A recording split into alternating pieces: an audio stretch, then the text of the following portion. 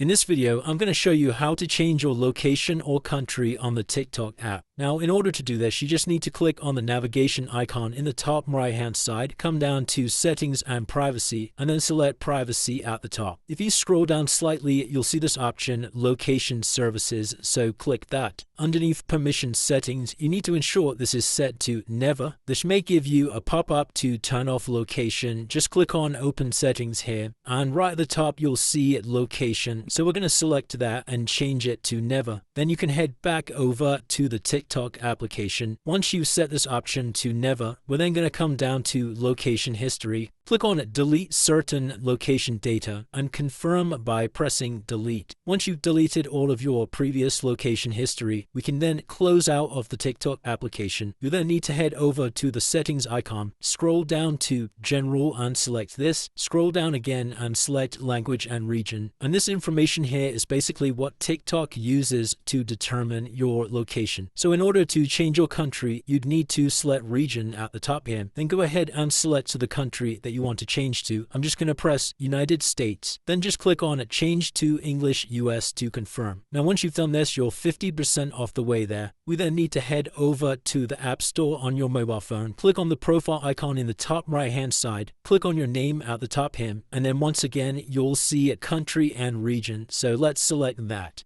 And this is basically another place that you'll need to change your country and region. So just doing it in your settings won't be enough by itself. So make sure to also change your country in here as well. Do note that you will need a valid method of payment in order for the new country or region to take effect. And once you've changed your country or region inside of here, you'll then need to restart your iPhone, and then we can launch up the TikTok app. And then once you've launched up the TikTok app, you should now be targeting a US audience or whatever country you specified. So it's as simple as that, guys. If you did find this video helpful, then please consider dropping a like and subscribing.